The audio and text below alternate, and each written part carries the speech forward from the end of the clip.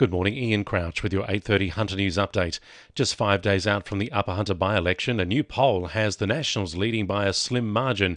The YouGov poll surveyed 400 respondents and has the Nationals ahead 51-49 on a two-party preferred basis, based on the preferences nominated by those taking part. The Nationals' primary vote has slumped from 34% to 25% compared to the 2019 election, while Labor support has slipped from almost 29% to 23%.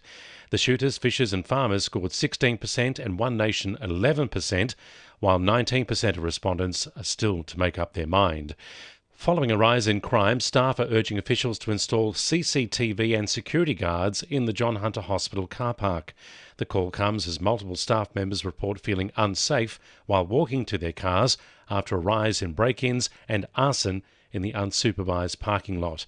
Health Services Union Secretary Gerard Hayes says the government needs to do more to help staff feel safe. What we need to do is implement or finalise the Anderson Review, which addressed all these matters, and put some measures in place that instead of government continually saying, I'm sorry, saying that we will make you safe, health workers will be safe when they go into their vehicles. And I think it's really important. Plans for a hydrogen network in the Hunter are gathering pace as major stakeholders join forces to make it happen. Business accelerator Energy Estate has joined several partners, including AGL, to design the $2 billion Hunter hydrogen network. It would see participants supplied with cheap renewable energy projects in the region and the Central West, capable of delivering affordable electricity to households. Energy Estate says the projects also have the potential to generate millions of dollars in export revenue. The New South Wales Government has announced Round 8 of the Resources for Regions Fund, which is designed to return mining royalties to coal mine-affected communities such as those in the Hunter. $75 million is set to be shared among 24 local government areas.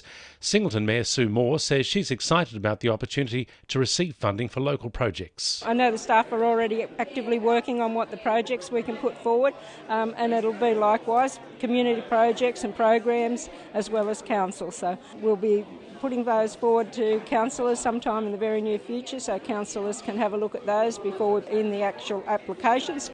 A crowdfunding page set up to support staff impacted by a violent stabbing incident at Mayfield last week has raised more than $4,500. Onyx Espresso bar chef Ebony D was rushed to the John Hunter Hospital last Wednesday after she was allegedly bashed and stabbed by co-worker Adrian Stratton.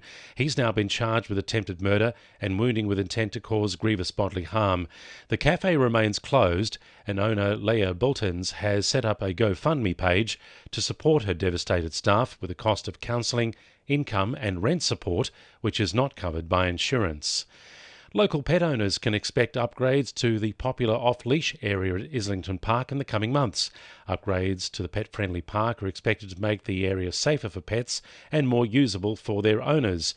Deputy Lord Mayor Declan Clausen says the planned work is set to begin at the end of May. We're really excited to be delivering our second fully fenced dog park. The key features will be a new fenced area to ensure that dogs and their owners are kept safe and away from traffic. We'll be installing a new footpath, some new plantings so that there's new trees and shade, as well as drinking bowls for dogs and bins and the like.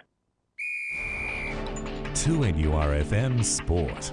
The Newcastle Jets have been urged to work harder at training by coach Craig Deans following their 1-0 loss to the Central Coast Mariners on Saturday. Newcastle sits on the bottom of the A-League table, having lost a club-worst 13 consecutive games. Midfielder Angus Thurgate says the club needs to lift its standards. Standards at training, it's what we do out there is ultimately what will happen on the weekend. So, we need to lift our training standards, and hopefully that will take into the weekend. Newcastle Knights stand-in fullback Tex Hoy could see himself forced out of the team to play the Cowboys this Thursday.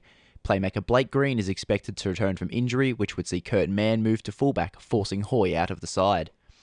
Newcastle surfer Morgan Siblick has survived his elimination heat at the Rottnest Search event in Strickland Bay. The world number 11 will face David Silva in the event's round of 32 this week.